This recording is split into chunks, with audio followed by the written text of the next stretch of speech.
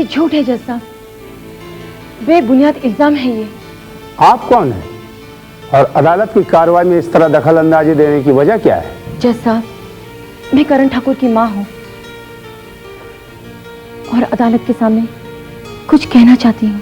आपको जो कुछ भी कहना है विटनेस बॉक्स में आकर कहिए।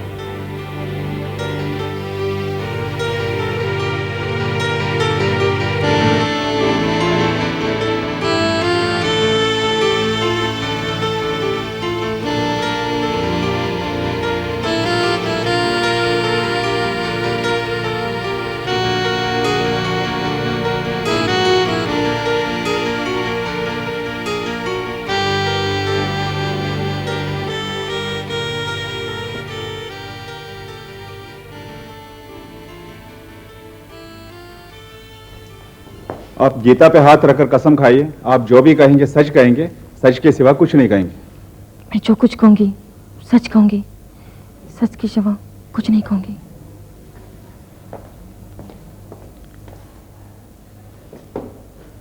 जज साहब, मैं एक ऐसी दुनिया से जुड़ी हूं, ऐसे माहौल से, ऐसे समाज से जुड़ी हूं जहां प्यार करना एक कला है, एक फन है और बेवफाई करना एक पेशा है।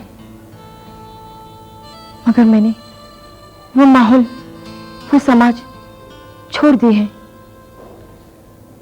जज साहब, हमारी दुनिया में, हमारी जिंदगी में जो शख्स भी हमसे प्यार करने आता है वो हमारे लिए एक फरिश्ते की तरह होता है। प्यार करने वाला जो भी हमसे कहता है हम उसे मंत्र और श्लोकों की तरह सुनते हैं। पता नहीं आज के बाद ये दुनिया मेरे बेटे करण ठाकुर को किस नजर से देखेगी। मगर मैं आज अब बरसों की खामोशी को तोड़कर, बरसों की चुप्पी को तोड़कर अदालत में कुछ कहने की हिम्मत कर रही हूं। और मेरी चुप्पी को तोड़ने की वजह है अदालत में बैठी ये लड़की कुसुम ठाकुर। ये आज अपने अधिकारों की लड़ाई लड़ने खुद निकली है। ये कुछ कहना चाहती हैं, ये एक बयान करना चाहती हैं, ये एक सच्चाई दिखाना चाहती है। जज साहब, एक कड़वा सच जो औरत सदियों से अपने सीने में दबाए बैठी है। मगर जज साहब, इसे सच्चाई बयान करने से रोका जा रहा है। इसके चरित्र पर कीचड़ उछालकर उसकी जबान बंद करने की कोशिश की जा रही है। जज साहब, एक ऐसी औरत जिसे इज्जतदार होने का कभी सर्टिफिकेट नहीं मिला, वो औरत मैं हूं।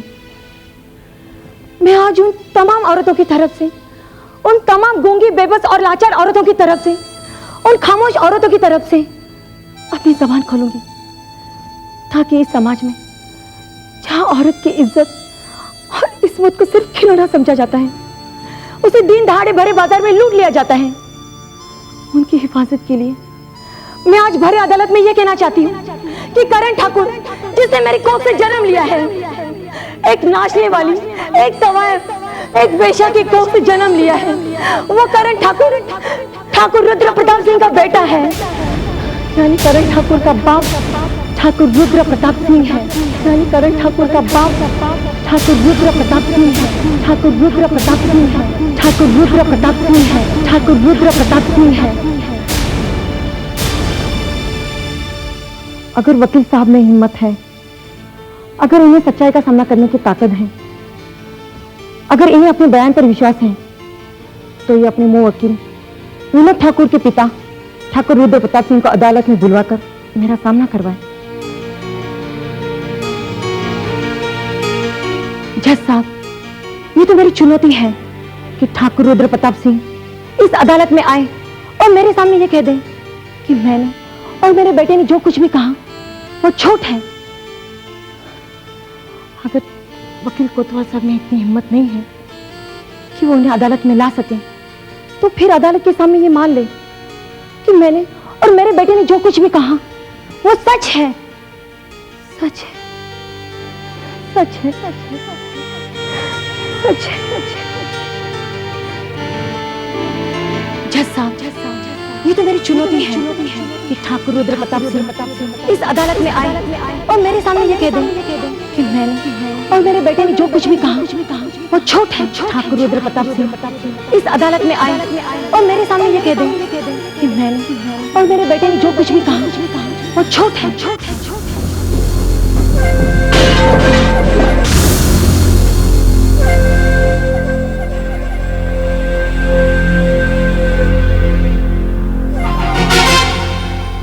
देखा ठाकुर साहब आपने,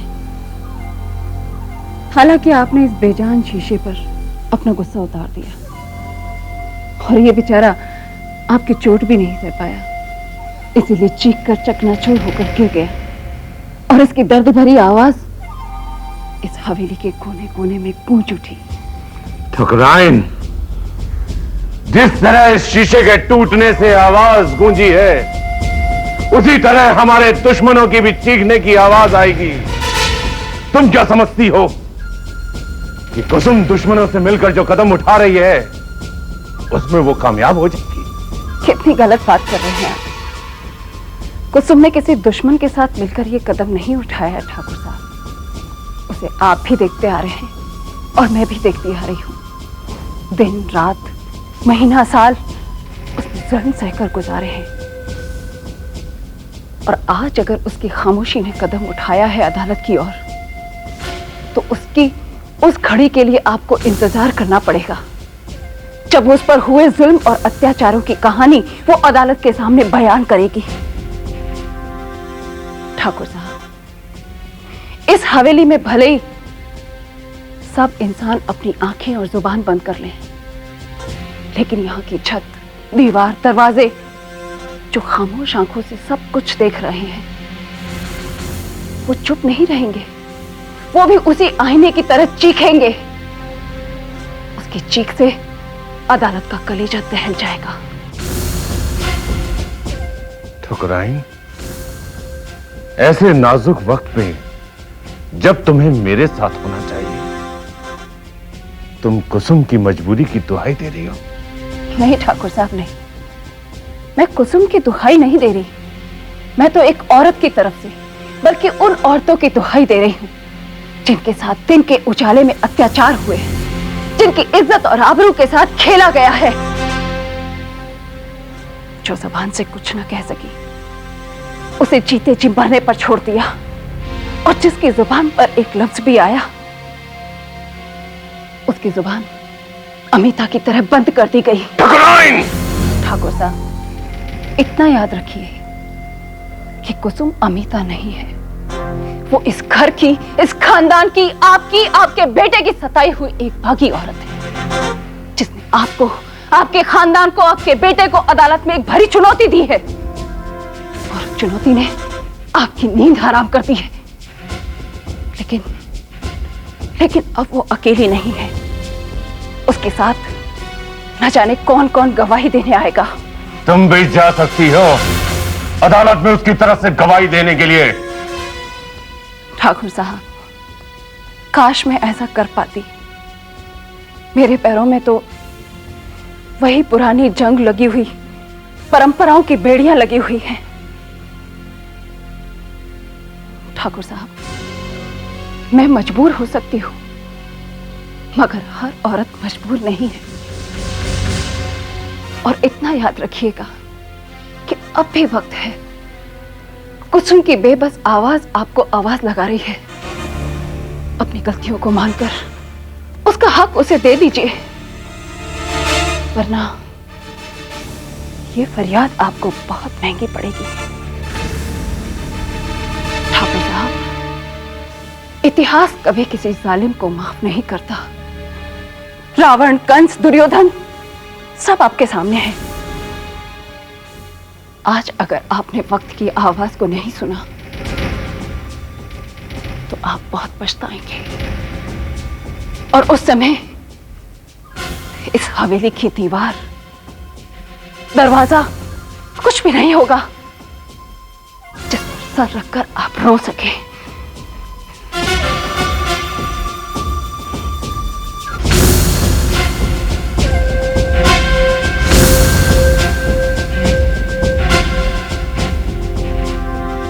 मुकदमे की कार्रवाई शुरू की जाए। योर ऑनर, अगर मेरे फाजिल दोस्त ने मालती देवी के चैलेंज को एक्सेप्ट कर ही लिया है और अगर वो चाहते हैं तो मालती देवी से चंद सवाल कर सकते हैं।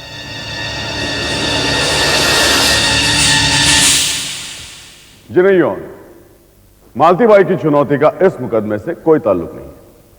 ठाकुर रुद्र प्रताप को अदालत में बुलाना इस मुकदमे को एक नया मोड़ देने के बराबर होगा और मैं ये गोरख धंधा नहीं करूंगा। योर ऑनर, मेरे फाजिल दोस्त की इस बात पर जरा गौर किया जाए। मैं वो बात तमाम सबूतों के साथ अदालत के सामने पेश कर चुका हूं जिसमें मेरी मुवक्किला कुसुम ठाकुर ने विनोद ठाकुर पर जितने भी इल्जामात लगाए हैं वो इस अदालत में 100% सच साबित हुए। योर ऑनर, मैं मालती बाई का तहे दिल से शुक्रिया अदा करता हूं और इनका शुक्रगुजार हूं कि इन्होंने अदालत में आकर इस बात को साबित कर दिया है कि औरत समाज के चाहे जिस भी तबके से ताल्लुक रखती हो, चाहे वो कोठे पर नाचने गाने वाली औरत हो, वैश्या हो, गृहस्थन हो, सास ससुर की सताई हुई या फिर दहेज की वजह से जली हुई बहू हो, मगर औरत हर हाल में सिर्फ एक औरत होती है। मालती बाई, आप तशरीफ ले जा सकती हैं।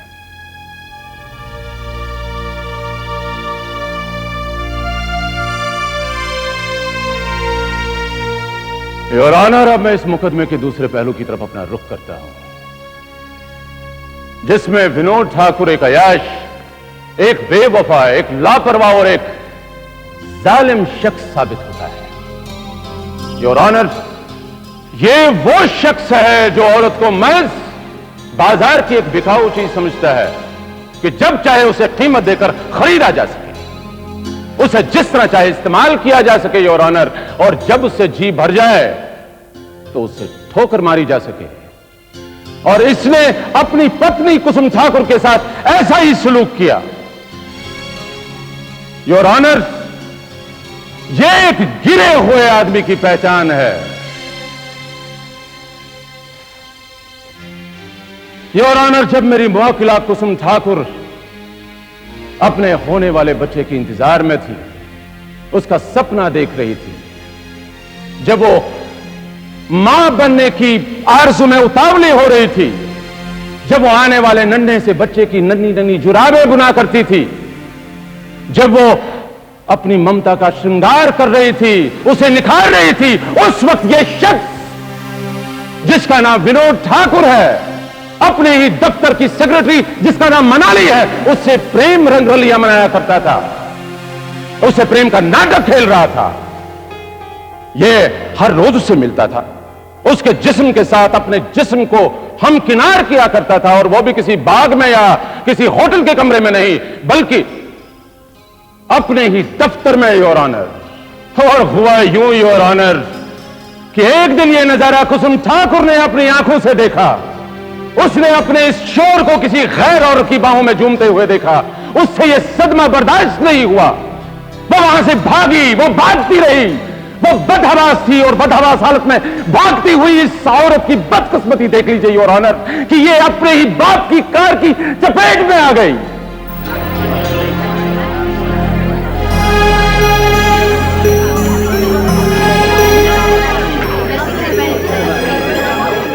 Order, order. Your honours,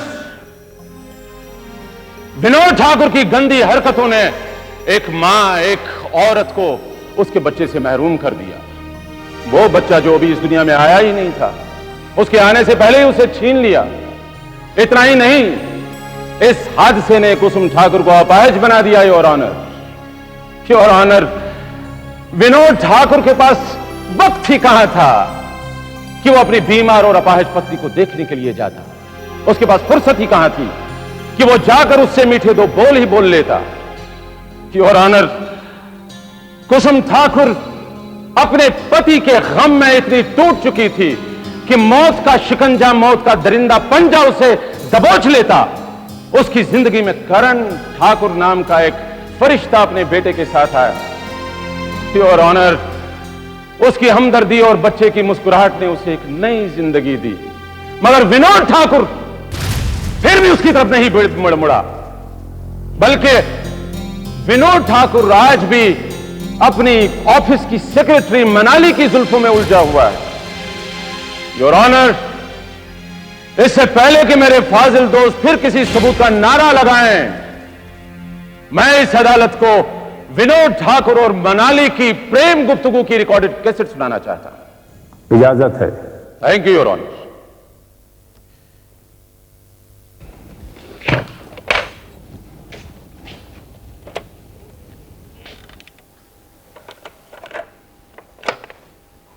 Vinod, मैं सोच भी नहीं सकती कि मैं तुम्हारे कितने करीब आ गई हूं। इतने करीब कि मैं अपने आप को भी भूलने लगी हूं और यहां तक कि अपने काम को भी भूलने लगी हूं मैं। मनाली, वैसे भी कुछ दिनों के बाद तुम्हारा नाम बदलने वाला है। तुम मनाली ठाकुर बन जाओगी। मनाली ठाकुर? बहुत जल्द हमारी शादी होने वाली है और तुम मेरी पत्नी बन जाओगी। और तुम मेरे जिस्म जाके मालिक। लेकिन विनोद,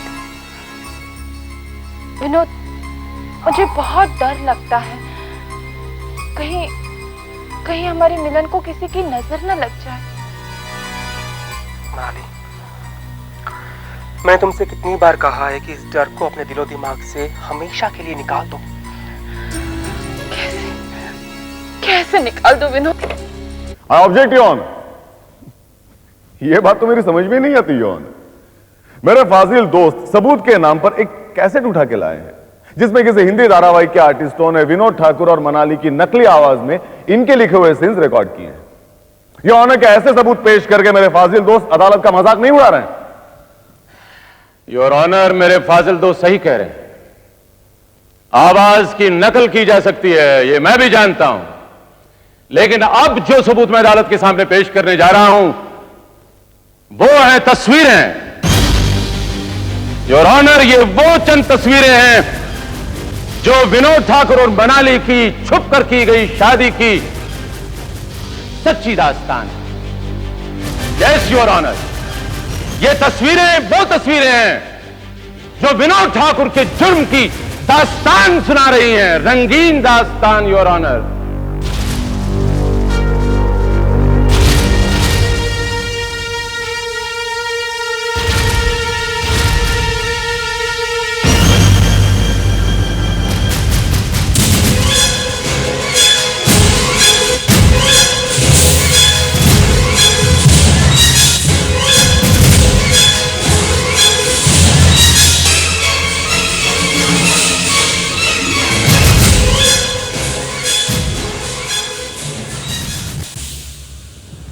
मिस्टर कोतवाल, अब भी आपको अपने मुवक्किल मिस्टर विनोद ठाकुर की सफाई में कुछ कहना है?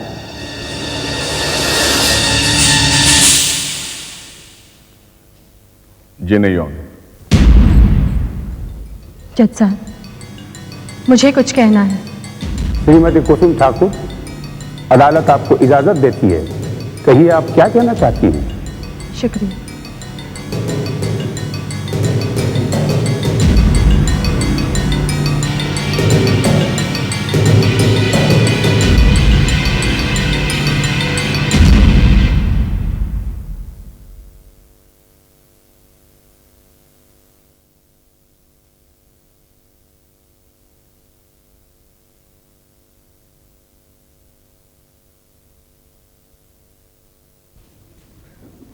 जज साहब, आज जो बात मैं आपसे कहने जा रही हूं वो आज तक किसी औरत ने नहीं कही। एक माँ बाप के घर दो बच्चे पैदा होते हैं, एक लड़का और एक लड़की। लड़के के लिए उस घर में कोई पाबंदी नहीं है। उसकी तालीम, उसका पालन पोषण और उसकी शादी भी उसी घर में की जाती है। और उसके बाद अपनी बाप की जायदाद का मालिक भी वो लड़का ही बनता है। मगर लड़की जैसे ही होश संभालती है उसके कानों में अक्सर यही बात कही जाती है कि बेटी तू इस घर में मेहमान है, तुझे दूसरे के घर जाना है। बेटी पराया धन है, मगर वो लड़की ये नहीं जानती कि जिस घर उसे जाना है वो घर कहां है। फिर उस लड़के की तलाश कर ली जाती है। अपनी मेहमान बेटी को विदा करते वक्त माँ बाप दुखी तो होते हैं, मगर डोली में बिठाने से पहले एक बार फिर उससे वही कहा जाता है कि बेटी अब तू हमारे लिए पराई हो गई है। ये घर अब तेरा नहीं रहा, अब तेरा घर तेरा ससुराल है। तेरी डोली उठी है इस मायके से, मगर तेरी अर्थी तो उस ससुराल से ही उठेगी। मगर डोली में बिठाने से पहले एक बार फिर उससे वही कहा जाता है कि बेटी अब तू हमारे लिए पराई हो गई है। ये घर अब तेरा नहीं रहा, अब तेरा घर तेरा ससुराल है। तेरी डोली उठी है इस मायके से, मगर तेरी अर्थी तो उस ससुराल से ही उठेगी। जज साहब, बड़ी खुशनसीब होती है वो लड़कियां जिन्हें मायके जैसी ससुराल मिलती है, देवता जैसा पति मिलता है और मां बाप से बढ़कर प्यार करने वाले सास ससुर मिलते हैं। वो बेटी उस घर में मां बनती है, उस घर की मालकिन बनती है और अपना पूरा जीवन राज करके उस घर से इज्जत और सम्मान के साथ उसकी अर्थी भी उठ जाती है वहां। मगर जज साहब, कुछ लड़कियां मेरी तरह बदनसीब होती हैं। ठीक उसी तरह मेरे मां बाप ने भी मुझे विदा करते वक्त यही कहा था कि बेटी लड़की के दो घर होते हैं। जीवन का कुछ समय तो वो अपने मां बाप के यहां मेहमान बन के गुजारती है और उसके बाद डोली में बैठकर ससुराल चली जाती है। जज साहब, आज मैं जीवन के उस मोड़ पर खड़ी हूं कि अगर मैं पीछे मुड़कर देखूं तो वो घर जहां से मेरी डोली उठी थी वो तो मेरा नहीं रहा, और जिस घर से मेरी अर्थी उठने वाली थी अब वो भी मेरा नहीं रहा। तो मैं आपसे पूछती हूं जज साहब, आपसे, अब मेरा घर कहां है? मैं कहां हूं? बताइए जज साहब, अब क्यों क्यों है?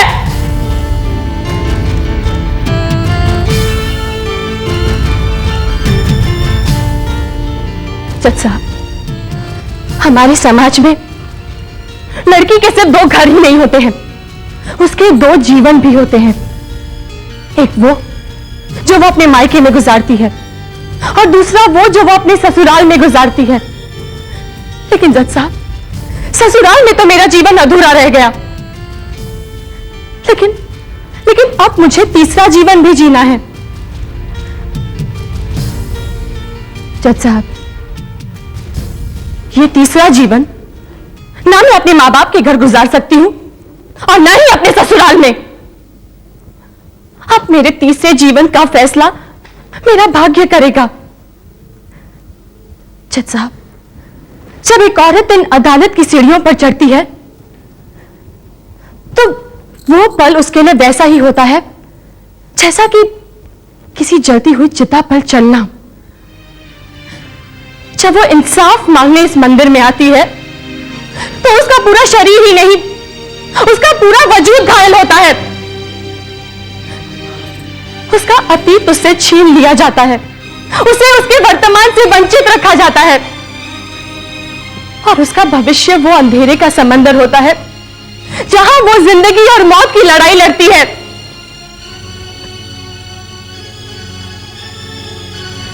जज साहब, मैं आपसे सिर्फ यही कहना चाहती हूं कि एक औरत कोई खिलौना नहीं है, कोई बेजान वस्तु नहीं है, वो भी एक इंसान है। जो कानून मर्दों के लिए बनाए जाते हैं, क्या ऐसा नहीं हो सकता कि वही कानून औरतों पर भी लागू हो? जज साहब, जमाना बदल गया है, जमीन और आसमान का फासला अब नहीं रहा। तो मैं आपसे पूछती हूं कि यह औरत और मर्द का फर्क क्यों?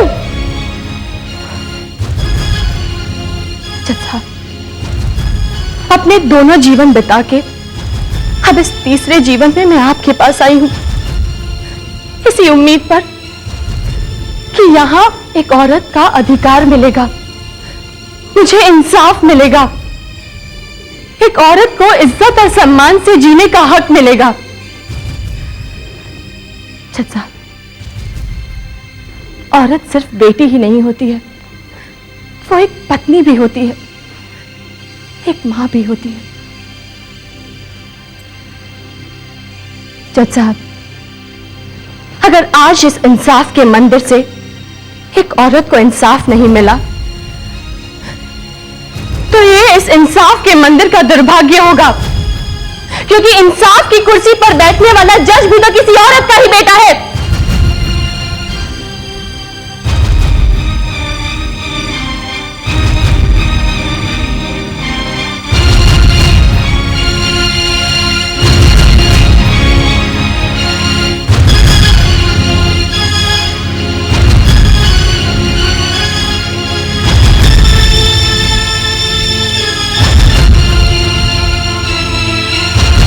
Order, order.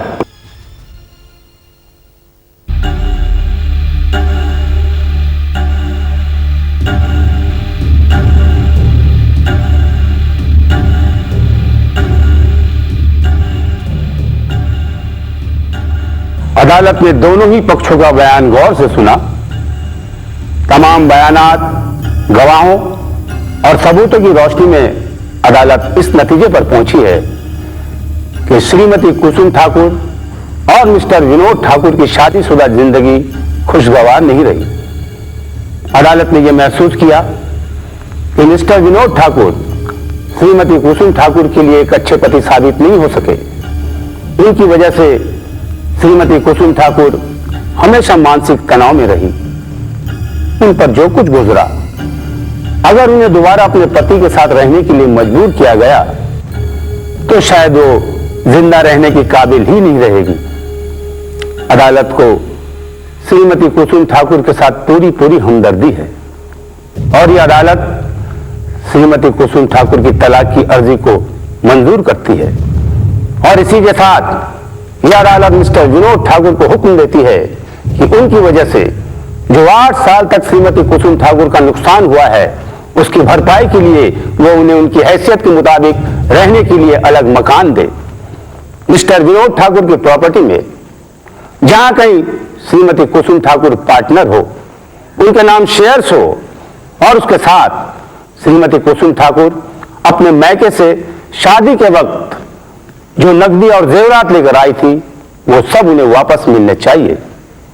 इसके अलावा श्रीमती कुसुम ठाकुर के गुजर बसर के लिए यह अदालत 20,000 रुपये माहाना मुकर्रर करती है, जो कि मिस्टर विनोद ठाकुर को हर महीने की 5 तारीख को विदाउट फेल श्रीमती कुसुम ठाकुर को देने होंगे।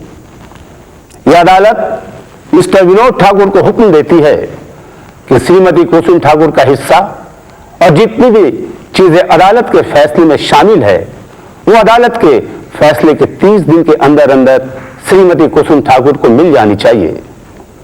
अदालत का हुक्म ना मानने पर यह अदालत मिस्टर विनोद ठाकुर को गुनहगार मानते हुए उन पर जुर्माना भी कर सकती है और जुर्माना ना भरने के शक में उन्हें सजा भी दी जा सकती है।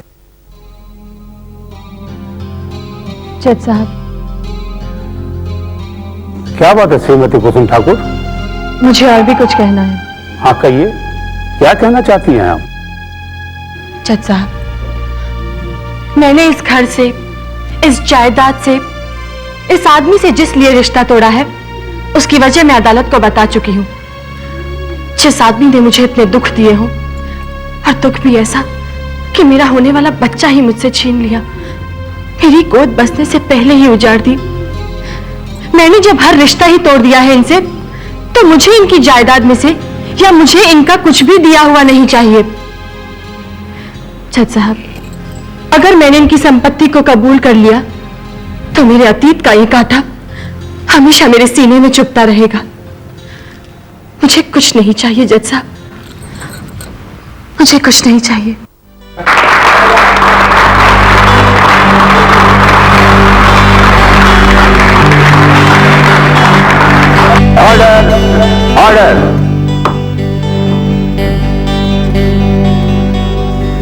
श्रीमती कुसुम ठाकुर, अदालत आपकी जज्बात की कदर करती है, लेकिन जो कुछ आपको मिल रहा है वो आपका हिस्सा है, आपका हक है।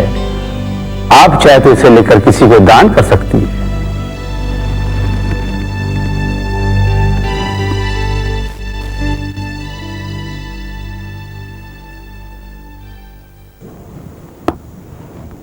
The court is adjourned.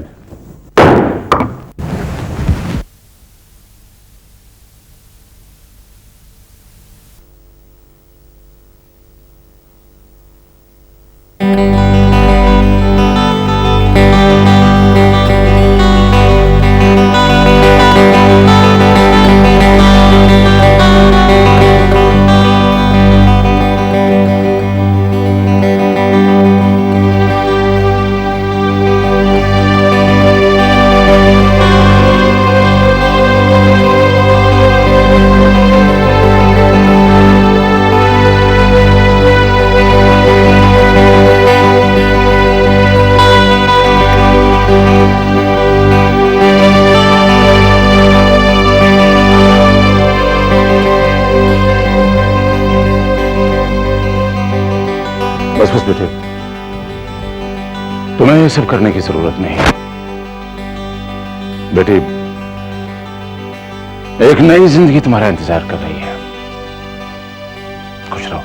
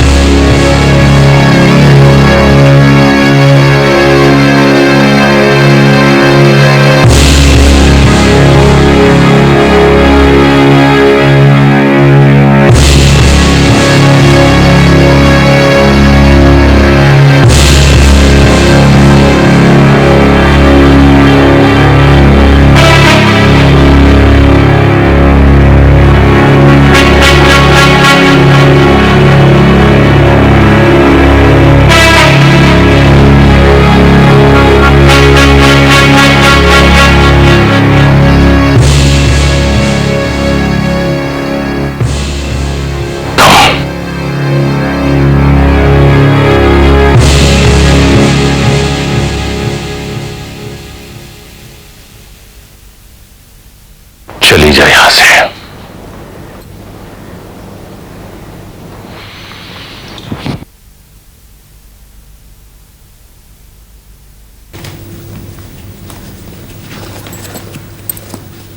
नमस्ते। जा रही हो बिटिया? माफ करना बहू रानी, पता नहीं कैसे मुंह से बेटी निकल गया है। कोई बात नहीं भूरे महाराज, बहू भी तो बेटी जैसी होती है। ठीक कहा था बिटिया, ठीक कहा था। तभी तो बड़ी मलकिन तो का माँ जैसा प्यार करती है, और तुझसे उनका बेटी जैसा प्यार भी मिला है। बेटी, दोनों ने एक दूसरे का सहारा बनकर ठाकुरों के जुल्मों को सहा। सच कहते हैं बेटी, ये बड़ी मालकिन इस हवेली में ना होती तो हम भी कब का छोड़कर चले गए होते। हाँ, छोड़कर चले गए होते। अरे बहू तो घर की इज्जत होती है, सोना होता है, लेकिन हमने इस हवेली की बहू का इतना अपमान होते देखा है कि सोचते हैं तो हमको कलेजा फाटे थे बेटी, कलेजा फाटे थे।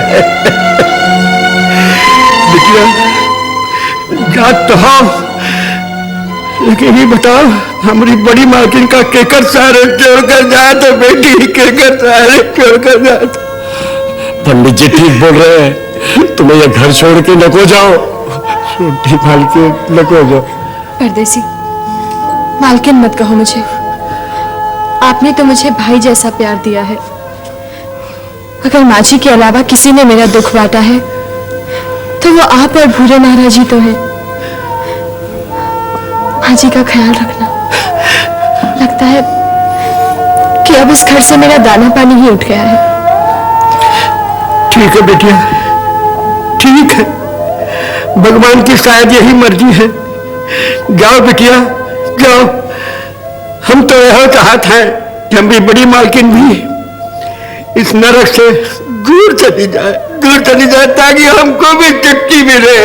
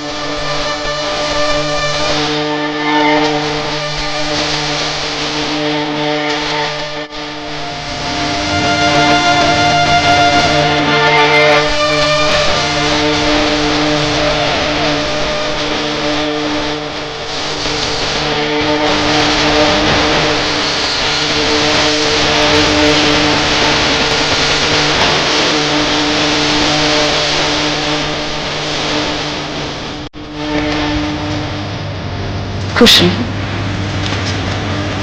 आओ।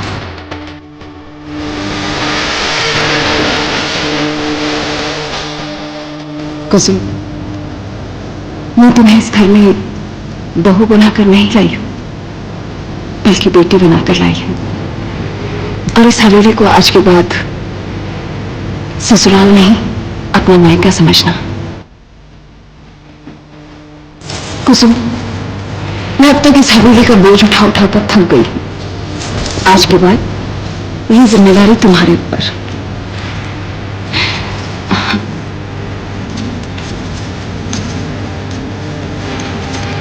और सुनो, जब मैं बहू बनकर इस घर में आई थी तो मुझे यह हार पहनाया गया था, और यह हार मैं आज तुम्हें पहना रही हूं, एक बहू समझकर नहीं, बेटी समझकर। अपनी मां की तरफ से एक छोटा सा तोहफा स्वीकार करो।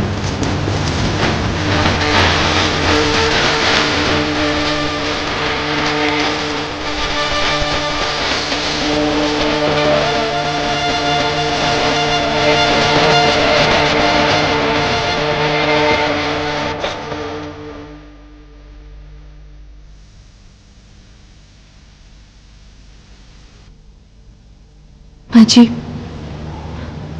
मैं आपकी अमानत आपको लौटाने आई हूं। कुसुम, ये अमानत नहीं, तोहफा है जो मैंने तुझे बहू समझकर नहीं, बेटी समझकर दिया था। मेरी अमानत तो तू है। फिर भी मैं अब इसे नहीं रख सकती।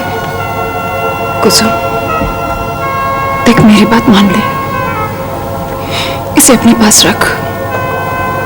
क्या तू इसे वापस देकर एक मां का दिल दुखाना चाहती है? दिल तो उसी दिन टूट गया था जिस दिन मैं यह हवेली छोड़कर गई थी, और वापस लौट कर नहीं है। कुसुम, तेरी इस हवेली में वापस लौट कर आने से मुझे कोई शिकायत नहीं है। मेरी मजबूरी यह है कि जिनसे मुझे शिकायत थी, मैं उनके सामने खुलकर कुछ भी ना कह सकी। और जो कुछ हुआ उसकी जिम्मेदार तू नहीं है। तूने मेरी तरह सब कुछ सहा है, इस हवेली के जुल्म सितम, और मेरी तरह हर खामोशी को सहा है। तुझ में और मुझ में सिर्फ फर्क इतना है कि भगवान ने मेरी गोद तो भर दी, मगर मुझे औलाद का सुख नहीं दिया। और तेरी गोद भरने से पहले ही उजाड़ दी गई, तुझे मारने की कोशिश की गई। मैंने कई बार अपनी जबान खोली, तेरे लिए मैंने कई बार अपनी खामोशी तोड़ी, मगर फिर वही पुरानी परंपराओं के आगे ये पुरानी औरत झुकती रही। कुसुम, मैं आज तक अपने आप में इतनी हिम्मत कभी पैदा नहीं कर पाई कि इन पुरानी परंपराओं को तोड़कर बाहर निकल जाऊं। तूने जो कुछ किया वो ठीक किया, और अगर तू ऐसा ना करती तो इन हवेली की दीवारों से टकरा टकरा कर मर जाती। हाँ जी, मेरा भगवान साक्षी है कि मुझे इस हवेली से शिकायत है। शिकायत ही नहीं, बल्कि नफरत है मुझे इस हवेली से। यहाँ आने के बाद मैंने खून की घूंट पिए हैं कि मुझे इस हवेली से शिकायत है। शिकायत ही नहीं, बल्कि नफरत है मुझे इस हवेली से। यहाँ आने के बाद मैंने खून के घूंट पिए हैं। मर मर के जीती रही मैं, जब मुझे अपाहिज बनाकर मेरी गोद उजाड़ दी गई, तब एक औरत की, एक मां की बर्दाश्त की हद खत्म हो गई थी। हाजी, ये मुश्किल फैसला मैंने बहुत मुश्किलों से किया है। कुसुम, तुझे ये फैसला बहुत पहले कर लेना चाहिए था। आज तो मैं इस काबिल भी नहीं कि तुझे मैं इस हवेली में रहने के लिए कह सकूं। लेकिन एक बात याद रखना, तू इस हवेली से, ठाकुर साहब से, विनोद से, सबसे रिश्ता तोड़कर जा रही है, मगर मुझसे तो कभी रिश्ता नहीं तोड़ेगी ना? हाजी, आपसे रिश्ता तोड़ने का ख्याल तो मेरे मन में कभी आ भी नहीं सकता है। आप जैसे लोगों से रिश्ता खत्म करना, उसमें तो इंसान लहूलुहान हो जाता है। हाँ, इस बात का दुख जरूर रहेगा कि जिस तरह आज तक मैं आपकी आंखों के सामने थी, कल नहीं रहूंगी। इसलिए अगर मुझसे कोई भूल हो गई हो, अनजाने में कोई गलती हो गई हो, तो मुझे माफ करना।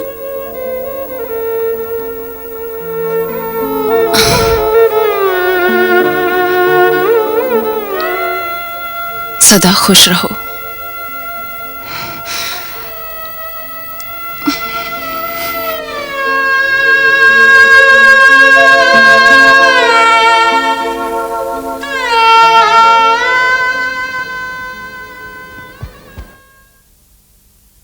मां,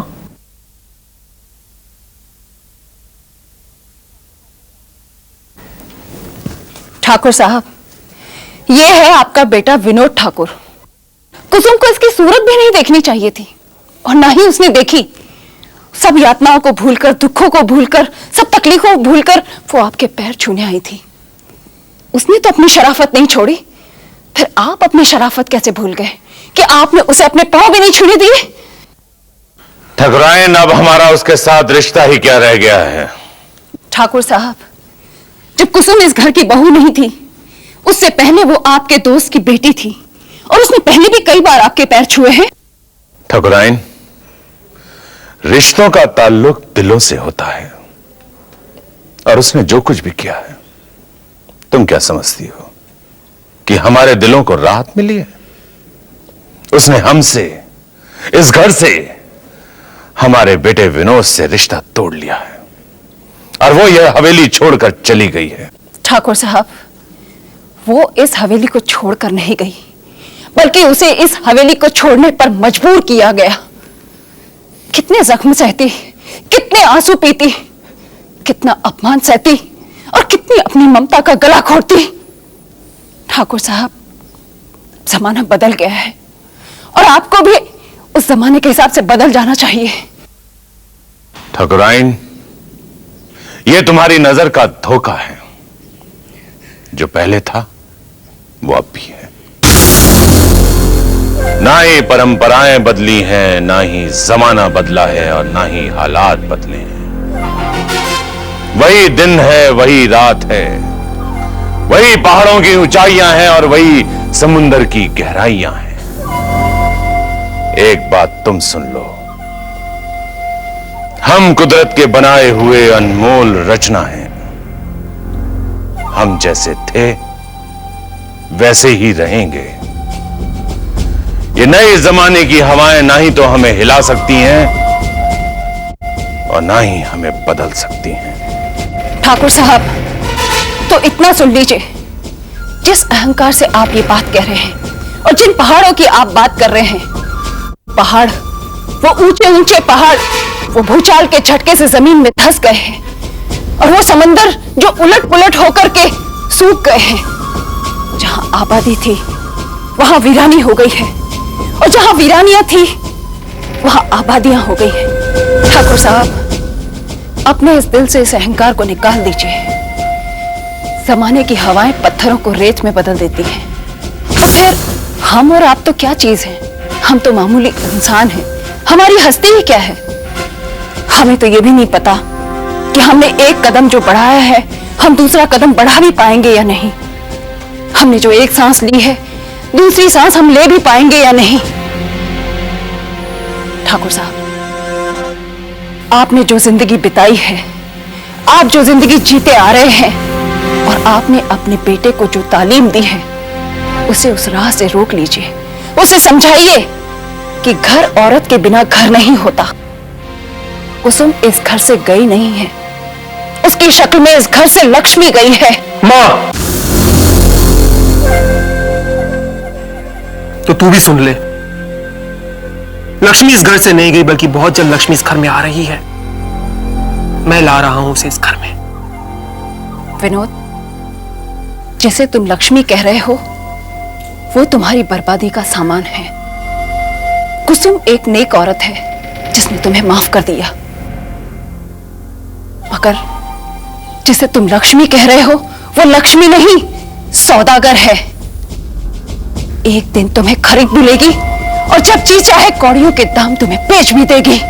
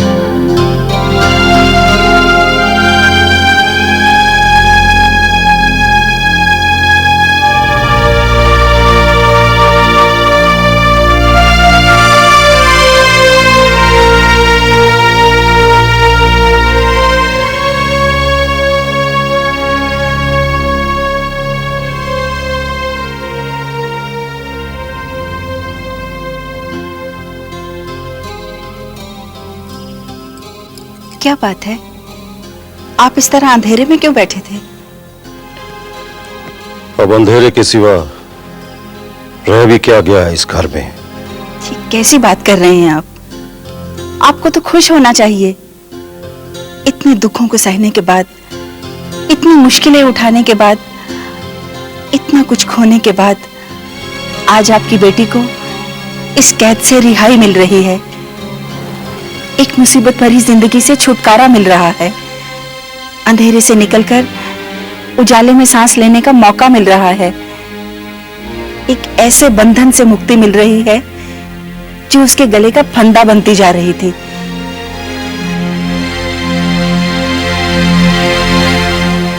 तुम जिस मुक्ति की बात कर रही हो, उसके लिए, उसकी मुक्ति हमारे लिए गले का फंदा बनती जा रही थी। आज उसने हमें किसी को मुंह दिखाने लायक नहीं छोड़ा। हम जहां से भी गुजरेंगे, लोग हम पर उंगलियां उठाएंगे, ताने कसेंगे और हंसकर कहेंगे कि वो देखो, वो जा रहा है ठाकुर भूपेंद्र सिंह। कि वही भूपेंद्र सिंह है जिसे बड़ा नाज था अपनी खानदानी परंपरा पर, जिसे बड़ा घमंड था अपनी शान शौकत पर, जिसे बड़ा गर्व था अपने वंश पर। ये वही भूपेंद्र सिंह है जिसकी बेटी एक संगाई की अंगूठी उतारकर दूसरी संगाई की अंगूठी पहनेगी, एक मंगलसूत्र उतारकर दूसरा मंगलसूत्र पहनेगी, एक की मांग का सिंदूर पहुंचकर दूसरे की मांग का सिंदूर अपनी मांग में सजाएगी। नहीं सुधा, ये सब हमारे कान नहीं सुन पाएंगे। ये तो हमारे लिए मरने की बात है। आप अपनी परंपरा की बात कर रहे हैं, अपनी मर्यादा की बात कर रहे हैं, अपने खानदानी अहंकार की बात कर रहे हैं। आप ये नहीं देख पा रहे कि आपकी बेटी, जिसकी जिंदगी मौत से भी बदतर हो गई थी, वो इस परंपरा की भेंट चढ़ने से बच गई। ठीक है सुधा, अगर तुम्हें इसी में ही खुशी मिलती है तो कर दो इस घर में अंधेरा और चली जाओ वहां जहां ये सब खुशियां मनाई जा रही है। ठाकुर साहब, आपने ये बात इसलिए इतनी आसानी से कह दी क्योंकि आप ये अच्छी तरह जानते हैं कि मैं इस घर की चार दीवारी को छोड़कर कहीं नहीं जा सकती।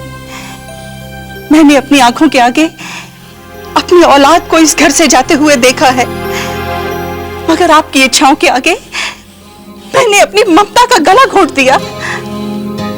मैं आज की औरत नहीं हूं ठाकुर साहब, मैं तो गुलामी के संस्कारों में जकड़ी आखिरी पीढ़ी हूं। मुझे तो जीना भी इस घर की चार दीवारी के अंदर है और मरना भी इस घर की चार दीवारी के अंदर है।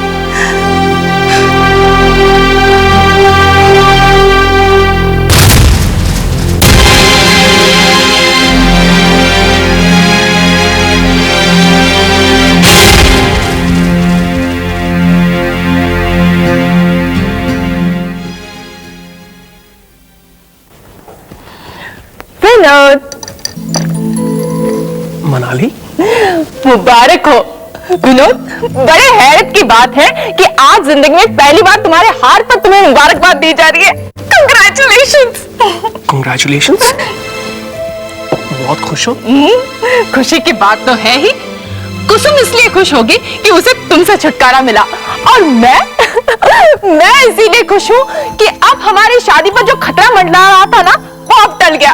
अब हम सारी दुनिया के सामने खुलकर पति पत्नी बनकर जी सकते हैं। क्यों, है ना ये खुशी की बात? मनाली, कुसुम को खुशी का मौका कभी ना मिलता अगर हमारी शादी की तस्वीरें अदालत तक ना पहुंचती। क्या तुम मुझे बता सकती हो कि वो तस्वीरें वहां तक कैसे पहुंच गई? विनोद,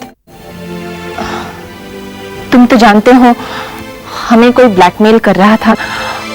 हो सकता है उसी ब्लैकमेलर ने वो फोटोग्राफ्स कुसुम को दिए होंगे और उसके बदले में एक मोटी रकम वसूल की होगी। मनाली, अगर ये काम उसी ब्लैकमेलर का था तो जिस तरह उसने मुझसे पहले पैसे लिए थे उसी तरह अब भी पैसे ले सकता था। वो बहुत खतरनाक आदमी है, उसका कोई भी भरोसा नहीं कर सकता। हाँ विनोद, तुम ठीक कह रहे हो। लेकिन विनोद, एक बात बता, तुम मुझको भूल तो नहीं जाओगे ना? मुझसे मिलने आओगे ना? मनाली, ये क्या कह रही हो तुम? हाँ? अब तो खुलकर खेलने का वक्त आया है तुम्हारे साथ। विनोद, मैंने तुम्हें मुबारकबाद दी, अब तुम मुझे मुबारकबाद दो। किस बात की मुबारकबाद? बस एक खुशखबरी है। कैसी खुशखबरी? पहले मुबारकबाद दो, फिर बताती हूँ। ओहो मनाली, जब तक तुम मुझे बताओगी नहीं तो मैं... ओके ओके ओके, ठीक है भाई। तो सुनो, मैं तुम्हारे बच्चे की मां बनने वाली हूँ।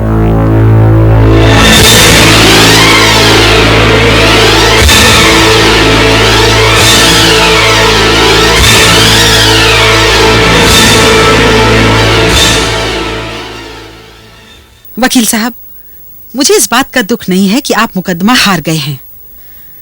दुख मुझे इस बात का भी नहीं है कि विनोद ठाकुर भी ये मुकदमा हार गया है। दुख तो मुझे सिर्फ इस बात का है कि आपने मेरी बात नहीं मानी। ये क्या कह रही हैं आप? मैंने आपकी कौन सी बात नहीं मानी? क्यों, भूल गए आप? क्या कहा था मैंने आपसे? मैंने आपसे कहा था कि इस मुकदमे में किसकी हार होती है, किसकी जीत होती है, मुझे उससे कोई लेना देना नहीं है। मेरी दिलचस्पी है तो सिर्फ इतनी कि कुसुम प्रगति की दोस्त बन गई है। इस मुकदमे में प्रगति ने उसकी बहुत मदद की है। मैंने आपसे यह चाहा था कि आप कुसुम को जलील करें, अदालत में ऐसे ऐसे सवाल करें उससे कि जिसका जवाब देने के लिए उसका सिर शर्म से झुक जाए। इतना कीचड़ उछालें उसके चरित्र पर कि वो लोगों से मुंह छिपाते फिरे। अपनी दलीलों से आप ये साबित करते कि कुसुम विनोद ठाकुर से तलाक इसलिए लेना चाहती है कि वो एक मर्द के साथ रहना पसंद नहीं करती। अपनी दलीलों से आप ये साबित करते कि कुसुम के कई मर्दों से नाजायज ताल्लुकात हैं और इसीलिए उसने न सिर्फ अपना ससुराल छोड़ दिया बल्कि अपने बाप का घर भी छोड़ दिया। आप ये सब बहुत आसानी से साबित कर सकते थे वकील साहब, मगर पता नहीं क्यों इतने बड़े वकील होकर भी आप कुसुम को बेइज्जत नहीं कर सके। जानते हैं, अगर कुसुम बेइज्जत होती तो प्रगति के दिल को बहुत ठेस पहुंचती। और अगर प्रगति की आंखों से आंसू निकलते तो मैं इतना खुश होती, इतना हंसती मैं कि शायद हंसते हंसते मैं रो पड़ती। मगर आप ना तो उसको बदचलन साबित कर सके और ना ही उसे जलील कर सके। नम्रता जी, अगर आप बुरा ना माने तो मैं कुछ अर्ज करना चाहता हूँ। वकील साहब, अब आपके पास रह ही क्या गया है मुझे कहने के लिए? ए नम्रता, ये क्या बोल रही तू? ये कोई साधारण वकील थोड़ी ना है, ये बहुत बड़ा आदमी है। अभी मुकदमा हार गए तो उसके पीछे इनकी कोई वजह भी तो हो सकती है ना। हाँ भाऊ, बिल्कुल ठीक कहा आपने, वजह है, और वजह है विनोद ठाकुर। मैं कुसुम को अदालत में क्या जलील करता? सबसे कमीना और जलील इंसान तो विनोद ठाकुर है। वकील साहब! नम्रता जी, मैं नहीं कह रहा हूं, ये बात अदालत में साबित हो चुकी है। मैं तो इस मुकदमे को एक सीधा साधा तलाक का मुकदमा समझ रहा था। ऐसे मामलों में ट्रम्प कार्ड होता है कैरेक्टर असेसमेंट, और मैंने वैसे ही सवाल पूछे कुसुम से अदालत में। लेकिन एक बात है, कुसुम जैसी औरत मैंने आज तक नहीं देखी। तो इसका मतलब ये हुआ कि आप एक औरत से मात खा गए? एक औरत से नहीं नम्रता जी, मैं सच्चाई से मात खा गया। वो सच्चाई जो आपने मुझसे छुपाए रखी। आपने मुझे विनोद ठाकुर के बारे में कुछ नहीं बताया नम्रता जी। कहना क्या चाहते हैं आप? मैं ये कहना चाहता हूं नम्रता जी कि विनोद ठाकुर ने अमिता नाम की एक लड़की को अपने प्यार के जाल में फंसाया था, उसे मां बनाया था और उसके बाद उसे ट्रक के नीचे कुचलवाकर मरवा दिया था। जानती हैं आप, कुसुम ने अदालत में उस आदमी को पेश किया था जिसके बारे में कहा गया था कि कुसुम के उस आदमी के साथ नाजायज ताल्लुक हैं। अरे कुसुम ने अदालत में यह भी साबित कर दिया नम्रता जी कि करण ठाकुर विनोद ठाकुर का भाई है। हाँ, करण ठाकुर विनोद ठाकुर का भाई है, और उसने यह बात साबित की करण की मां मालती बाई को अदालत में पेश करके। अरे नम्रता जी, उसने तो भरी अदालत में विनोद ठाकुर के बाप को जलील कर दिया, फिर विनोद ठाकुर किस खेत की मूली है? और एक बात है नम्रता जी, कुसुम से तलाक लेने से पहले विनोद ठाकुर ने मनाली नाम की एक लड़की से शादी कर ली थी, और उनकी शादी की फोटोग्राफ्स कुसुम ने अदालत में पेश कर दी। अब आप ही बताइए, कुसुम को मैं अदालत में कैसे जलील करता? अरे उसने अदालत में ऐसा बयान दिया जिसे सुनकर जज साहब का दिल पिघल गया। लेकिन अब सवाल सिर्फ एक ही है कि वो फोटोग्राफ्स कुसुम तक कैसे पहुंची, किसने पहुंचाई? वकील बाबू, एक मिनट, मैं आपको बताता हूं कि ये सब किसका काम है। किसका है? प्रगति का। सुन, प्रगति के पास एक ऐसा आदमी है जो उसे दुश्मन के कैंप की सारी खबरें पहुंचाता है। कौन है वो आदमी भाऊ? हाँ, वो मुझ पे जोड़ वकील साहब, वो मेरा काम है। उसके पास वो तीसरी आंख कौन सी है वो मेरे को मालूम। सुन जगताप, तू प्रगति की उस तीसरी आंख को निकाल कर फेंक दे। अरे चिंता नहीं करे जी, मैं है ना, बिंदास रहने का। वकील साहब, चलो तीसरी आंख मारते आप।